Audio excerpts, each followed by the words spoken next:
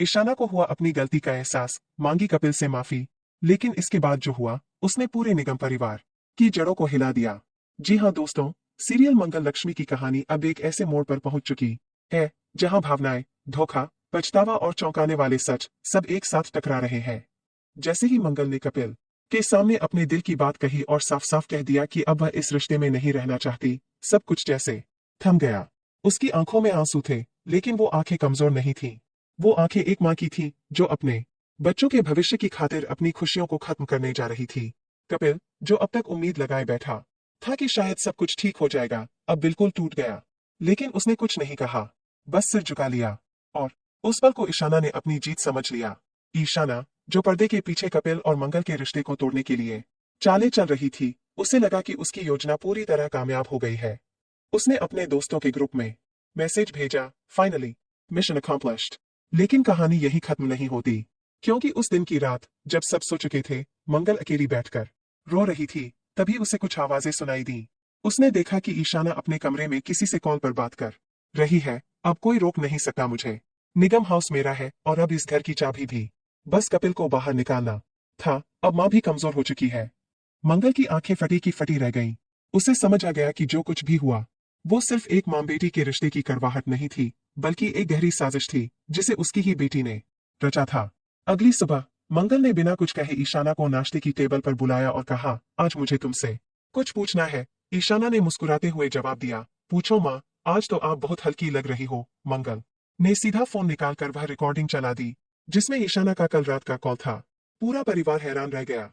ईशाना का चेहरा सफेद पड़ गया। वह कुछ कहती उससे पहले ही कपिल बोल पड़ा, मैंने कभी नहीं सोचा था कि जिससे मैं अपनी बेटी की तरह प्यार करने लगा था, वही मेरी जिंदगी की सबसे बड़ी धोखेबाज निकलेगी। वहीं खड़ी सौम्या ने कहा, मुझे तो पहले से शक था इस पर, लेकिन मां बेटी के रिश्ते की इज्जत की खातिर चुप रही। ईशाना टूट गई। वो जमीन पर गिर पड़ी और जोर जोर से रोने लगी। लेकिन अब बहुत देर हो चुकी थी। उसके आंसुओं में न तो सच्चाई थी, न ही पछतावा। मंगल ने कहा, मैं तुम्हारी मां हूं, इसलिए तुम्हें सजा नहीं दूंगी, लेकिन अब तुम इस घर में नहीं रह सकती। तुम्हारे पापा ने मुझे धोखा दिया, लेकिन मैंने तुम्हें कभी उनके जैसा नहीं बनने दिया। पर तुम तो उनसे भी बदतर निकली। ईशाना, जो अब तक सबसे बड़ी खिलाड़ी समझती थी खुद को, आज एक मामूली प्यादा बन चुकी थी। वह घर से निकल गई, बिना कुछ लिए। लेकिन कहानी में ट्विस्ट यही खत्म नहीं होता। कुछ दिन बाद निगम हाउस में एक अजनबी आता है। वह बताता है कि ईशाना अब एक बिजनेस वुमन बन चुकी है और उसके पास कपिल की कंपनी के 60% शेयर है। यह सुनते ही निगम परिवार हक्का बक्का रह जाता है। कपिल का बिजनेस अब उसी लड़की के नाम पर था जिसने उसे बर्बाद करने की कसम खाई थी। मंगल फौरन हॉस्पिटल पहुंचती है, क्योंकि इस खबर से कपिल को दिल का दौरा पड़ जाता है। डॉक्टर कहता है, इन्हें अब सिर्फ प्यार ही बचा सकता है, दवा नहीं। मंगल कपिल का हाथ पकड़कर रोते हुए कहती है, मैंने तुमसे रिश्ता तोड़ा था, पर प्यार नहीं। अब चाहे कुछ भी हो जाए, मैं तुम्हें वापस लेकर रहूंगी। कपिल की उंगलियां हल्की सी हिली। डॉक्टर मुस्कुराया, ये चमत्कार है, शायद आपकी दुआ ने काम कर दिया। मंगल अब फैसला करती है कि वह ईशाना के खिलाफ जाकर कपिल और अपने परिवार को फिर से एकजुट करेगी।